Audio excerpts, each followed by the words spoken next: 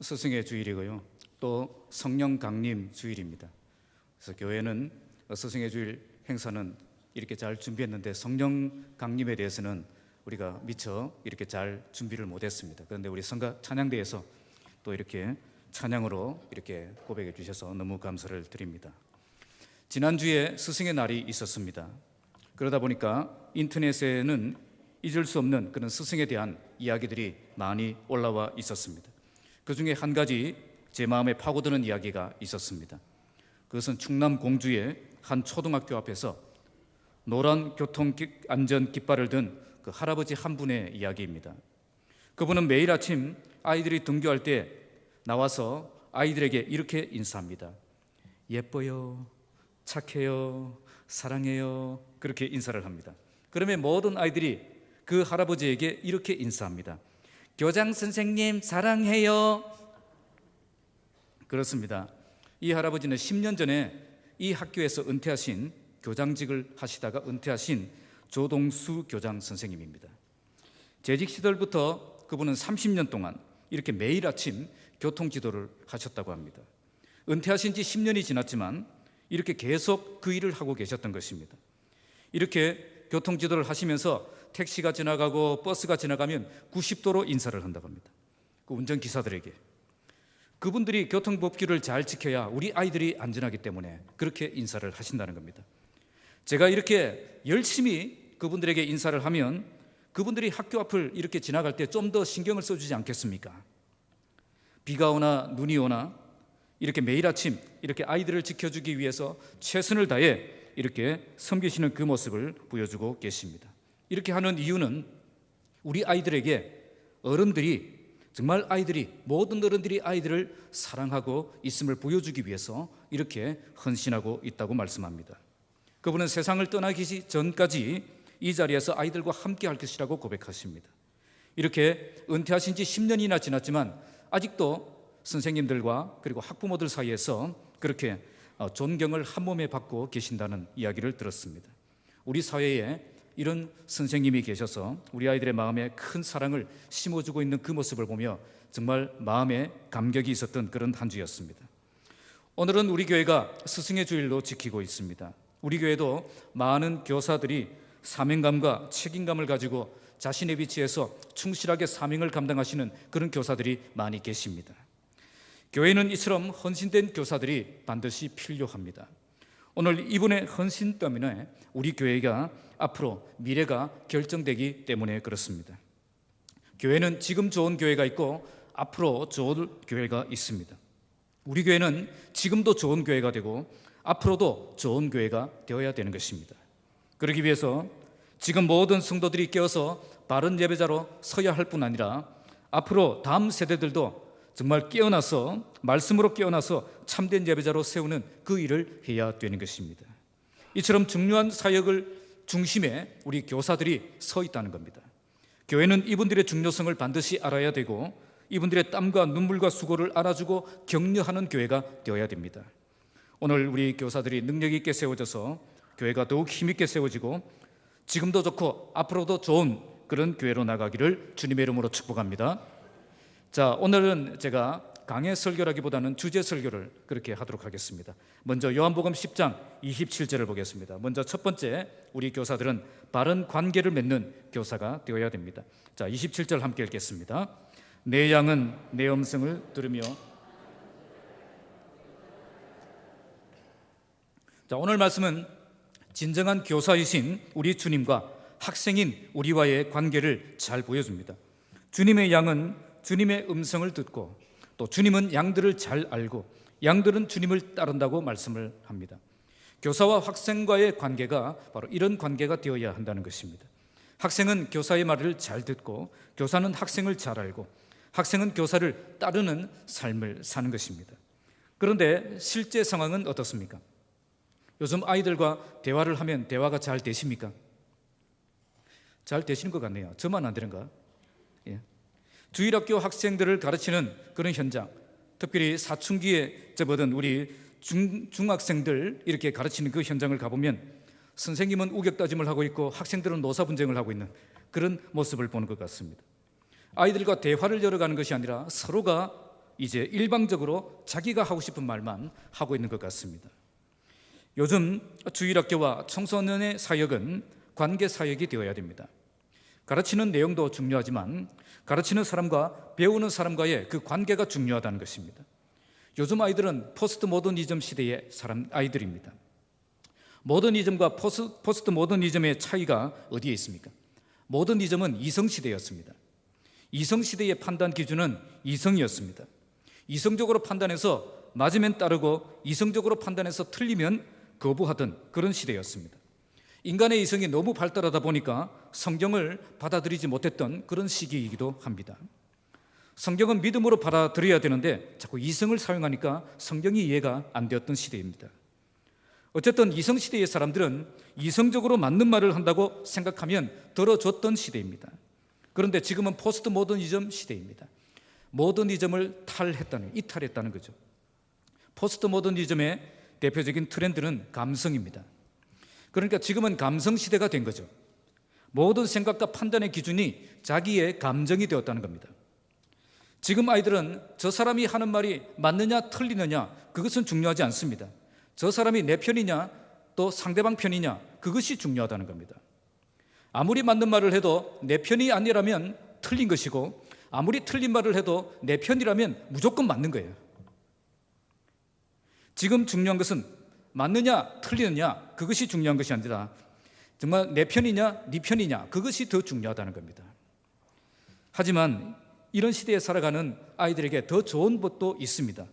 왜냐하면 이런 시대의 아이들은 내 편이라면 무조건 들어주기 때문에 말씀을 가르치는 교사가 아이들의 진정한 친구가 되어주면 말씀을 너무 잘 받아들이는 그런 특성이 있다는 겁니다.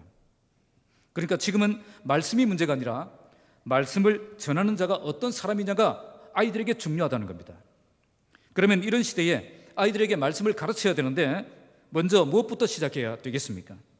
먼저 그들과 바른 관계를 맺어야 한다는 것입니다. 누가 내 말을 듣고 따르겠습니까? 바로 아이들이 자기 편이라고 생각하는 그 사람의 말을 듣고 따른다는 것입니다. 그러기 위해서 우리는 그들의 진정한 친구가 되어야 되는 것입니다. 요즘 아이들과 대화가 되지 않는다고 불평하는 분들이 많죠. 심지어 내 자식인데도 도무지 모르겠다고 불평하는 그런 부모들도 있습니다. 아이들과 대화가 되지 않는 이유는 아이들이 문제가 있기 때문이 아니라 우리가 그 아이들과 너무 멀리 거리감을 두고 떨어져 있기 때문이라는 것을 알아야 되는 것입니다. 제가 남천교회에서 사역을 할 때에 예배가 끝나면 이렇게 우리 교육자들과 우리 장로님들이 이렇게 교회 입구에 서서 마치고 나오는 그런 예배 성도들과 인사를 나눕니다. 여러 사람들이 지나가면서 악수를 하는데 그때 담임 목사님의 그 막내 아들인 배요한이라는 그 친구가 이제 저랑 악수를 했습니다. 그런데 이 친구가 저랑 악수를 한 뒤에 손을 놓지 않는 거예요. 저는 다음 사람과 악수를 해야 되면 손을 놓으려고 하고 이 친구는 손을 안 놓으려고 하고 그래서 제가 그 눈을 봤습니다. 그래서 얼굴을 보니까 이 친구의 눈에 눈물이 글썽글썽 고여 있는 것입니다. 그래서 제가 문제가 있다라고 생각을 하고 그 친구의 손을 잡고 저 뒤쪽으로 가서 계단에 둘이서 이렇게 앉았습니다. 그랬더니 이 아이의 눈에서 눈물이 펑펑 그때부터 쏟아지기 시작하는 겁니다. 저는 무슨 이유 때문에 우는지도 몰랐습니다. 저에게 전혀 말을 하지 않았습니다. 무엇 때문에 우는지. 제가 할 수 있는 일이란 그냥 그 친구 어깨에 손을 얹고 침묵을 지키며 함께 있어주는 일뿐이었습니다. 목회자의 자녀들에게는 남에게 말할 수 없는 그런 수많은 고통이 있다는 걸 제가 잘 알기 때문에 그냥 여기서 실컷 울 수 있도록 그냥 내버려 두었습니다. 한참을 그렇게 운 뒤에 그 친구가 일어서면서 이렇게 말하는 것입니다. 감사합니다. 강도사님 덕분에 회복이 되었습니다. 그렇게 이야기를 하는 것입니다. 제가 뭘 했습니까? 아무것도 한 것이 없습니다. 단지 그 친구의 어깨에 손을 얹고 함께 있어준 것 뿐입니다. 덕분에 저는 그날 점심을 못 먹었습니다. 그런데 이 친구는 이것 때문에 회복이 되었고 힘을 얻었다고 고백을 하는 것입니다. 그날 저녁 예배에 찬양팀과 함께 찬양인도 준비를 하고 있는데 그때도 또 찾아와서 또 고맙다고 인사를 하고 가는 것입니다. 왜 그 친구는 이렇게 힘을 얻을 수 있었습니까? 바로 자기를 긍휼히 여겨주는 그 마음 때문입니다. 실제로 아무 말도 하지 않았지만 그 어깨에 얹은 그 손길을 통해서 긍휼히 여기는 그 마음이 전달되었던 것입니다. 그래서 아무런 상담도 없었고 아무런 조언도 없었고 아무런 충고도 없었지만 그 형제가 힘을 얻고 일어날 수 있었던 것입니다. 그 뒤에 그 형제와 저는 급속도로 친해졌습니다. 나중에 대학부에 올라와서 모든 훈련들을 착실하게 받아내었고 교회의 사역들도 충실하게 감당하기 시작했고 점점 성숙한 그런 신앙인이 되어가고 있었습니다. 지금은 미국에 유학을 가서 결혼도 하고 충실하게 미래에 쓰임받을 날을 위해서 신학 공부하면서 준비하고 있습니다. 왜 이런 변화가 일어났겠습니까? 바로 자기를 이해해주고 자기를 좋아해주고 함께 해주는 그 사람이라는 것을 발견했기 때문입니다. 그때 많은 사람들과 인사를 나누어야 될 그 바쁜 시간에 자기만을 위해서 시간을 내어주었고 아무 말 없이 고통을 함께 나누었던 그 시간이 강도사님은 내 친구라는 그 인정샷을 날렸던 그런 시간이었다는 겁니다. 제가 거창교회에 갔을 때는 중고등부 사역을 했는데 청년부 사역도 하고요. 중고등부 남학생 친구들이 자꾸 거리감을 두는 겁니다. 제가 직분에서 대화를 하려고 하면 그냥 도망을 가고 그렇게 피하는 것입니다. 왜 그런가 나중에 뒷조사를 해보니까 목사님은 정답만 이야기한다는 거죠. 정답만 이야기하는 사람과는 이야기 안 하겠다는 겁니다.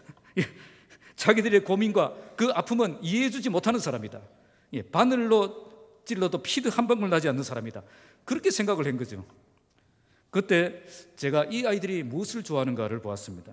그 남학생 아이들이 축구를 좋아하는 겁니다. 그래서 제가 축구화를 비싼 돈 주고 샀습니다. 그것도 없는 형편의 나이키로 샀습니다. 나이키가 뭔지 모르시는 분은 스마트폰에 검색해 보시기 바랍니다.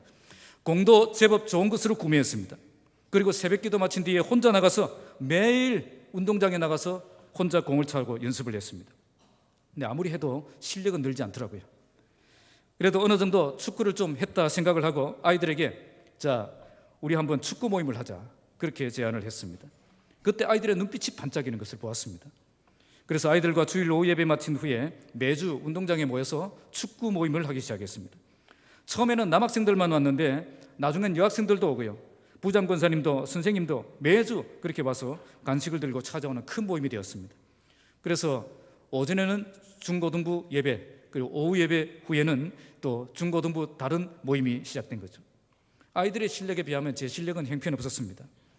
그래도 아이들이 목사님이 자기들과 함께 공을 찬다 그것만으로도 자기를 이해해주고 자기들의 친구가 되었다고 생각을 하는 것 같았습니다. 우리가 그렇게 열심히 이렇게 모임을 가진 뒤에 옆에 있는 교회에 도전장을 내밀었습니다. 그때 우리 교회가 5대2로 크게 승리를 했습니다. 나중에 알고 보니까 거창교회 중고등부는 본교회 학생들만 나왔고요. 그 교회는 거창고등학교, 대성고등학교 축구 선수들 있잖아요. 에이스들을 이렇게 몰래 집어넣어가지고 그렇게 했다는 것을 알게 되었습니다. 실력이 없는 상대와 싸워서 이긴 것이 아니라 실력이 있다고 하는 상대를 싸워 이긴 것입니다. 그 뒤에 어떻게 되었겠습니까? 아이들과 저는 급속도로 친해졌습니다. 사실 애들과 축구 모임을 하고 난 뒤에 저는 청년부 모임을 이제 청년부를 데리고 7시부터 10시까지 제자훈련을 했습니다. 매주 주일 피곤한 몸을 이끌고 청년들을 데리고 밤 10시까지 제자훈련해야 된다는 거 중고등부 애들이 알거든요. 알면서도 애들과 함께 운동장에서 뛰어주는 것 그것을 보고 아이들은 이제 강도사님은 내 친구 이렇게 인정성을 나누게 된 거죠. 그때부터 남학생들이 중고등부 모임에 적극적으로 활동하기 시작했고 결국 남학생과 여학생 비율이 여학생들이 월등히 많았었는데 나중에는 남학생들이 더 많아지는 그런 중고등부가 되었습니다.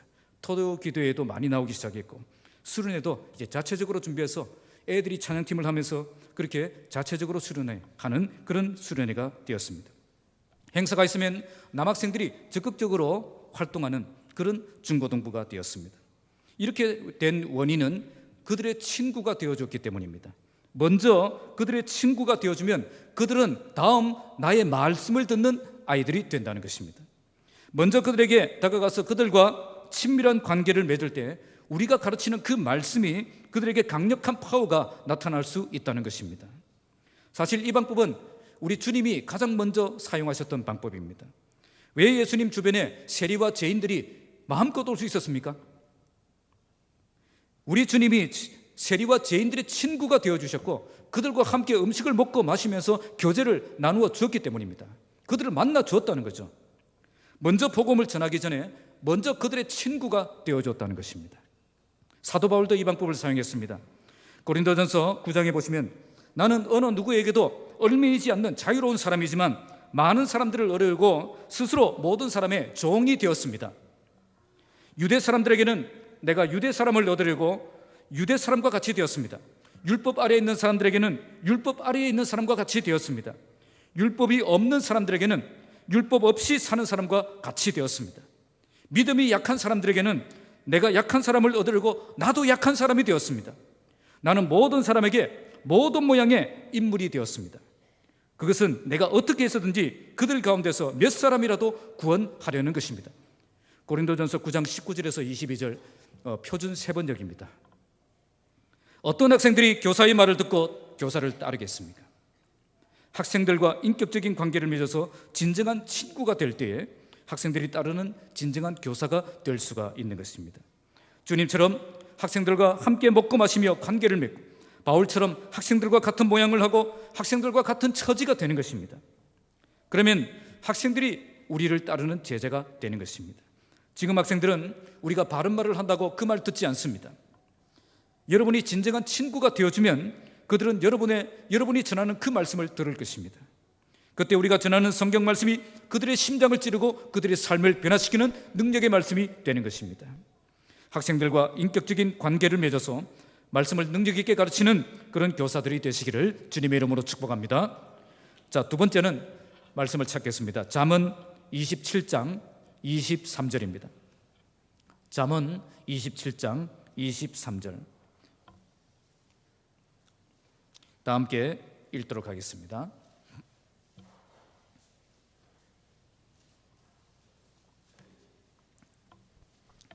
시작. 내 양떼의 형편을 부지런히 살피며 내 소떼에게 마음을 두라. 자, 두 번째는 깊은 관심을 가진 교사입니다. 요즘 주일학교 교사들의 가장 큰 고민이 뭐겠습니까? 아이들이 왜 변하지 않을까? 그죠? 이것은 우리 교육자들의 생각도 마찬가지죠. 그런데 어떻게 보면 아주 당연한 결과입니다. 교사가 아이들과 만나는 시간이 일주일에 고작 30분입니다. 나머지 167시간 30분을 어디서 보낼 것 같습니까? 어디서 보내고 있습니까? 학교에서, 가정에서, 학원에서 친구들과 그렇게 보내고 있다는 것입니다. 예배 시간까지 합쳐서 1시간 30분이 채 안 되는 그 시간이 166시간과 게임이 되겠습니까? 안 된다는 겁니다.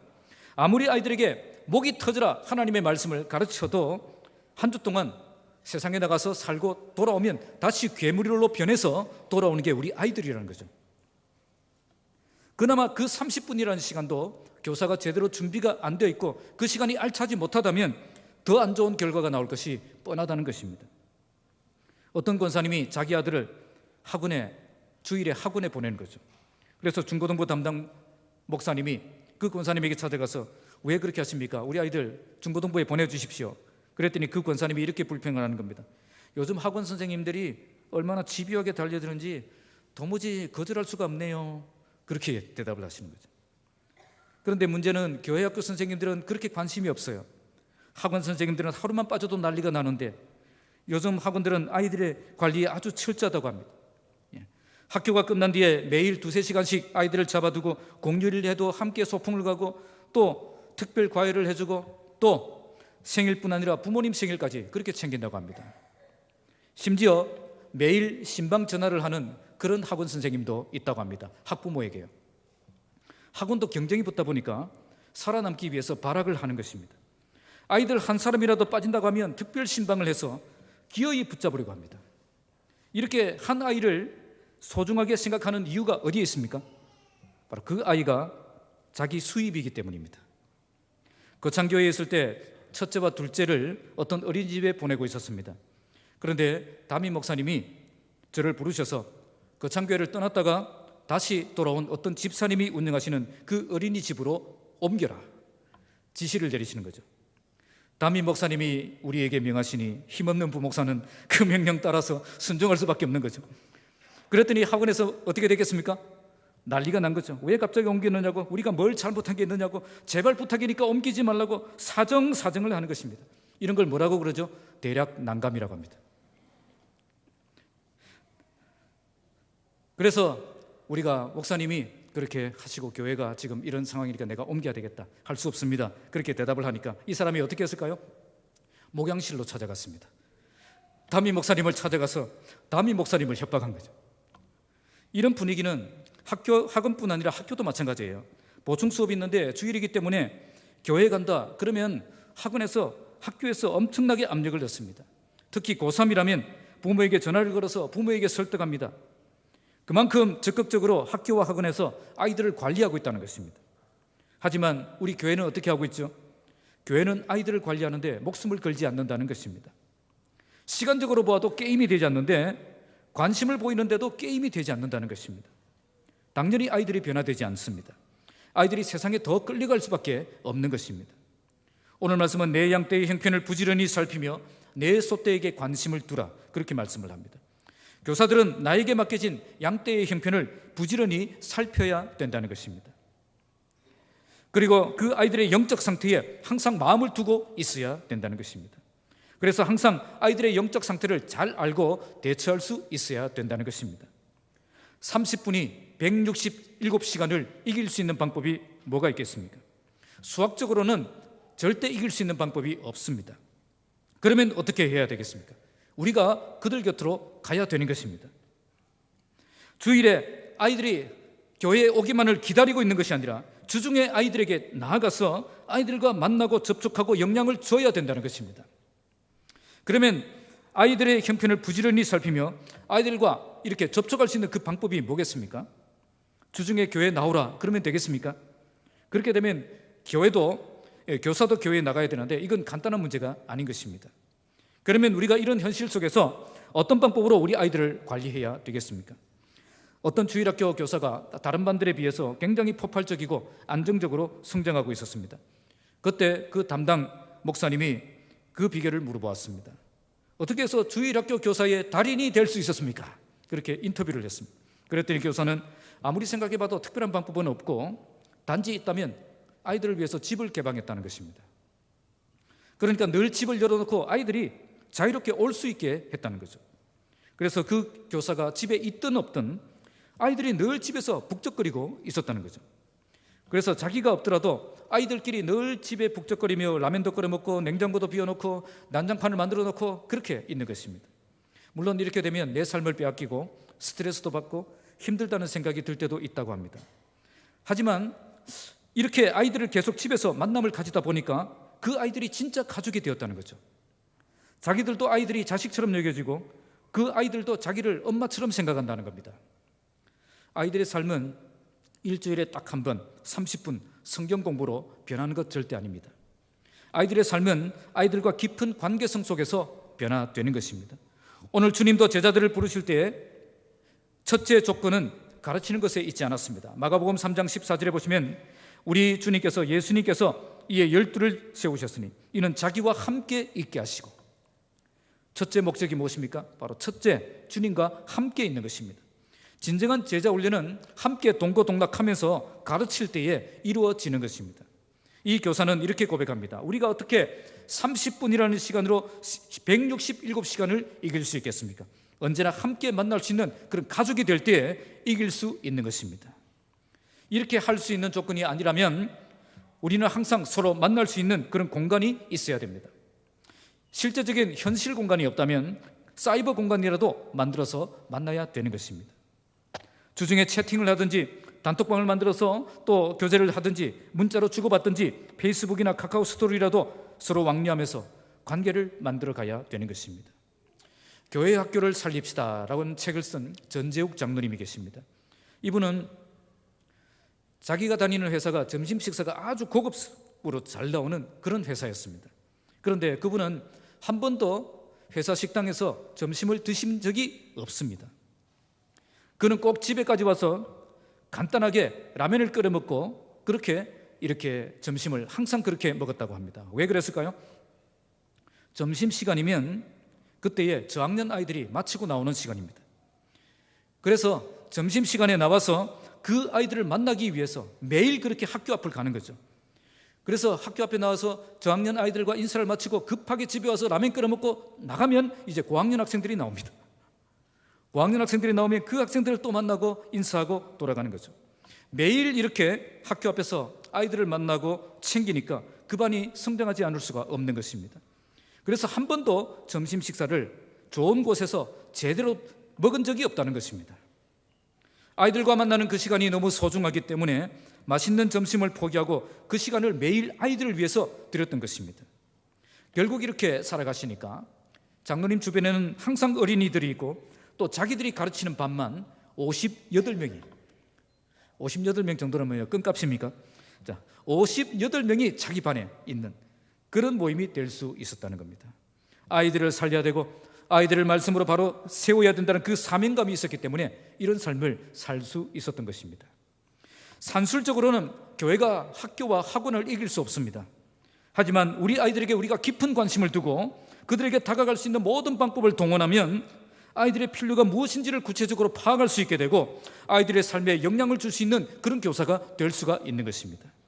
우리가 주중에 아이들에게 관심을 끄고 있는 동안 마귀는 학교와 학원과 가정과 친구들을 동원해서 우리 아이들에게 영향을 주고 있다는 그 사실을 우리가 알아야 됩니다.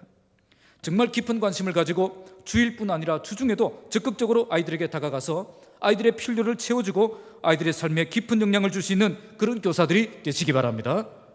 자, 마지막 세 번째 우리 말씀 찾겠습니다. 디모데후서 2장 15절입니다.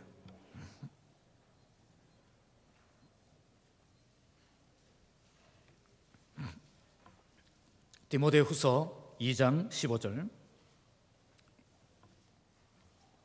세 번째는 참된 말씀을 가진 교사입니다. 자, 다 같이 읽겠습니다.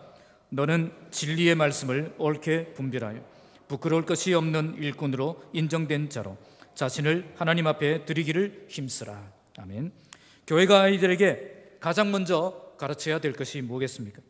제가 서면교회 전도사로 사역하고 있을 때 어른들이 저에게 와서 가장 불평했던 것이 있습니다. 자, 그게 뭐였을까요? 아이들이 인사를 안 한다는 거예요. 요즘 아이들이 왜 이렇게 인사를 안 하냐고, 그 불평을 가장 많이 들었습니다. 저에게 오셔서 요즘 아이들이 왜 이렇게 기도 생활을 안 하느냐, 요즘 아이들이 영성이 왜 이렇게 엉망이냐, 요즘 아이들의 믿음의 수준이 왜 이렇게 저조하냐, 이런 이야기를 하신 분은 한 사람도 없었습니다. 서면교회 중등부실이 이제 지하 식당 옆에 있었거든요. 제가 중등부 시간을 마치고 사무실로 가기 위해서 올라가고 있는데 어떤 안수 집사님이 중학생 한 명을 붙잡고 그 계단에서 막 야단을 치고 있는 거예요. 그래서 중학생이 야단 듣고 있는 모습을 보니까 제가 그냥 지나갈 수가 없어서 왜 그러신가 싶어서 이렇게 가니까 그분이 저를 딱 보시더니 이렇게 따지시는 겁니다. 이 학생이 도무지 인사를 안 한다는 거죠. 막 그 자리에서 인사 안 한다고 야단을 치고 계신 거죠. 그러면서 교회가 도대체 어떻게 가르쳤길래 아이들이 이렇게 인사를 안 하느냐고 막 그렇게 불평을 하시는 겁니다. 제가 그 아이를 보니까 그날 처음 온 새 친구였습니다.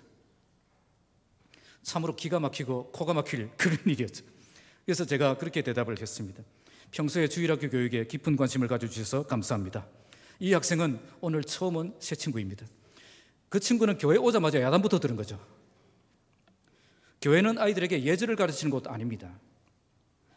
지금 이 아이들이 인사성이 부족한 이유는 교회 교육이 무너졌기 때문이 아니라 사회 교육이, 가정 교육이 무너졌기 때문에 그런 거예요.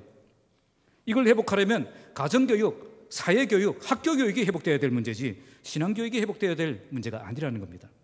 물론 신앙이 회복되면 인사도 잘할 거예요. 그러면 교회가 아이들에게 가르치는 것은 뭐겠습니까? 아이들에게 성경을 가르쳐야 된다는 겁니다. 경건 생활을 가르쳐야 된다는 거죠. 교사는 이것을 잘해야 됩니다. 그래서 오늘 말씀대로 진리의 말씀을 옳게 분별하고 부끄러울 것이 없는 일꾼으로 인정된 자로 자신을 하나님 앞에 드리기를 힘쓰는 교사가 되어야 되는 것입니다.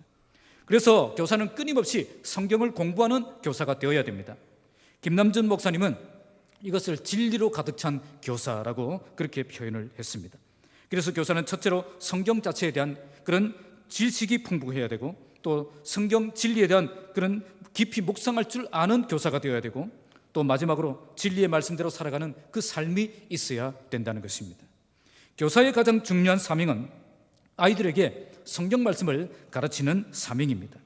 그래서 정말 이 사명을 제대로 감당하려면 교사에게 정말 성경을 사랑하고 깊이 깨닫고 싶어하며 그대로 살고 싶어하는 그 말씀에 대한 그 열정이 있어야 된다는 것입니다. 이게 없다면 진정한 영적 변화를 일으키는 진정한 신앙교육은 있을 수가 없다는 겁니다. 오늘 말씀에도 두 가지가 나옵니다.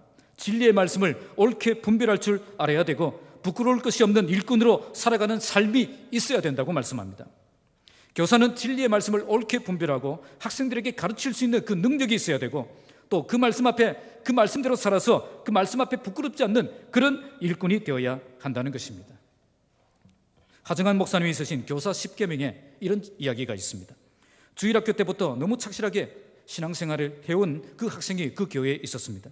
이 학생은 성경 퀴즈 대회라면 항상 1등을 했습니다. 인사도 잘하고 예의도 바른 학생이었습니다. 중고등부 졸업할 때까지 모든 성도들이 입이 마르도록 칭찬하던 그런 학생이었습니다. 그런데 이 학생이 대학에 들어가자마자 갑자기 교회를 나오지 않는 것입니다. 그러면서 만나는 사람마다 교회 욕하고 어른들 욕하고 특히 주일학교 교사들을 욕하고 있는 것입니다. 그를 가르쳤던 교사들은 갸우뚱했습니다. 어렸을 때 그렇게 믿음이 좋았고 중고등부 시절에 그렇게 열심히 신앙생활을 했는데 어떻게 이렇게 변할 수가 있지? 그래서 이 목사님이 청년을 만나서 상담을 했습니다. 그랬더니 이렇게 대답을 하는 것입니다. 목사님, 어렸을 땐 잘 몰랐는데 지금 와서 보니까 교회 선생님들 모두 사기꾼들입니다. 그렇게 이야기하는 거예요. 왜 그렇게 생각을 하느냐? 그렇게 이야기를 하니까 선생님들이 술 먹고 싸우는 걸 보았고요, 또 여자 청년 울리는 걸 보았고요, 또 담배 피우면서 당구장에서 당구 치는 걸 보았다는 거예요. 그러면 자기도 그랬다는 건데, 그러니까 이 청년은 삶을 감춘 그런 포장된 그 예수의 이야기만 듣다가 직접 그 선생님의 삶을 보는 순간 심한 분노를 느끼고 쏘갔다는 그 생각이 들었다는 거예요. 그러니까 그 청년들이 본 그 선생님들의 모습은 성경적인 지식은 있었지만 성경적인 삶은 없었던 것입니다. 그래서 속았다고 생각을 하니까 그때부터 자기의 신앙도 함께 무너지게 되었던 것입니다. 정말 학생들의 삶에 진정한 변화가 일어나는 그런 교사가 되려면 내 삶에 정말 이 말씀을 통해서 먼저 이 말씀을 통한 변화를 경험하는 교사가 되어야 된다는 것입니다. 정말 학생들이 이 말씀을 따라 살아야 된다는 그 마음이 있다면 그 말씀을 가르치는 나부터 이 말씀을 따라 살아가는 그 삶을 살고 싶은 그 열정이 있어야 된다는 것입니다. 아이들은 우리가 말하는 것만 듣지 않습니다. 우리가 정말 그 말씀대로 사는가, 그것도 함께 보고 있다는 것입니다. 만약 우리의 삶에서 그것을 보여주지 못한다면 절대 아이들은 우리의 말을 듣지 않을 것입니다. 그리고 아무리 가르쳐도 그들의 삶에 변화가 일어나지 않을 것입니다. 정말 변화를 일으키는 그런 참된 교사가 되기를 원하신다면 가장 먼저 말씀이 준비되어 있어야 됩니다. 하나님은 준비된 자를 사용하십니다. 준비되지 않는 메시지에 성령께서 역사하지 않으신다는 겁니다. 준비할 때 제대로 말씀이 정리가 되지 않았는데 듣는 아이들에게도 말씀이 체계적으로 정리가 되지 않는다는 것입니다. 뿐만 아니라 성경을 정말 사랑하고 정말 깊이 깨닫고 싶어하며 그대로 살고 싶어하는 그 열정이 있어야 됩니다. 여러분이 성경을 사랑하는 만큼 아이들도 성경을 사랑하게 되고 여러분이 성경을 따라 살아가는 그 삶만큼 아이들의 삶에도 말씀을 통한 변화가 일어나게 될 것입니다. 바벨론 포로에서 백성들을 이끌고 이렇게 바벨론 1차 포로 기환을 이끌었던 에스라는 그는 이렇게 결단을 합니다. 에스라가 여호와의 율법을 연구하여 준행하며 율례와 규례를 이스라엘에게 가르치기로 결심하였더라. 말씀을 연구하고 말씀을 준행하고 말씀을 가르치는 겁니다. 아무리 말씀의 박사가 되었다고 해도 내가 말씀을 따라 살아가는 그 삶이 없다면 그 가르침에 능력이 없다는 것을 알아야 되는 것입니다. 하나님 나라에서 주일학교 교사를 맡고 계신 모든 교사 여러분, 정말 성경을 사랑하며 날마다 묵상하고 그대로 실천하면서 그 말씀 잘 가르치는 교사가 되시기 바랍니다. 그래서 여러분들의 성경 지식과 여러분들의 성경적인 삶을 통해서 아이들의 삶에도 성경 지식이 쌓이고 또 성경적인 삶의 변화가 충만하게 일어나기를 주님의 이름으로 축복합니다. 말씀을 맺겠습니다. 오늘은 스승의 주일입니다. 우리 교회도 많은 교사들이 주일학교에서 매주 충실하게 사역을 감당하고 있습니다. 교회는 이런 교사들의 수고를 알아줘야 됩니다. 학부모들은 내 아이들을 영적으로 가르치는 그 교사들에게 깊은 관심을 가지고 좋은 협력자가 되고 또 교사를 위해서 늘 기도할 수 있어야 됩니다. 또한 우리 모든 교사들도 오늘 말씀처럼 학생들과 바른 인격적인 관계를 맺어서 말씀을 능력 있게 가르치는 교사가 되어야 됩니다. 그리고 정말 깊은 관심을 가지고 주일뿐 아니라 주중에도 적극적으로 아이들에게 다가가서 아이들의 필요를 채워주고 아이들의 삶에 깊은 영향을 줄 수 있는 그런 교사가 되어야 됩니다. 마지막으로 말씀이 준비된 교사가 되어야 됩니다. 정말 성경을 사랑하고 날마다 묵상하며 그대로 실천하면서 가르치는 그런 교사가 되어야 됩니다. 성경적인 지식뿐 아니라 성경적인 삶을 통해서 아이들의 삶에 성경 지식이 쌓여가고 성경적인 삶의 변화가 충만하게 일어나는 그런 삶을 살아가는 교사가 되어야 되는 것입니다. 오늘 우리 교회도 더욱 주일학교 교육에 깊은 관심을 가지고 협력자가 되어서 주일학교가 살아나는 역사가 일어나는 그런 교회가 되길 바랍니다. 그리고 모든 주일학교 교사들은 바른 관계를 맺는 교사, 깊은 관심을 가진 교사, 참된 말씀을 가진 교사가 되어서 아이들에게 참된 변화를 일으키는 능력 있는 교사가 되시기 바랍니다.